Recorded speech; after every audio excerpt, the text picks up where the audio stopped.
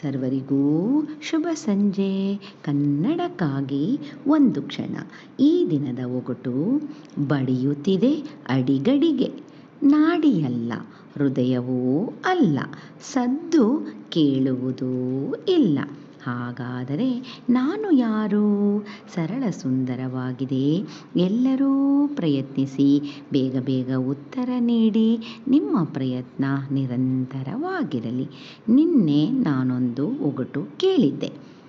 ಕಲ್ಲು ಕಂದಕ, ಬಿಳಿ ಸಂದೂಕ, ನೀರುಂಟು ಮೀನಿಲ್ಲ.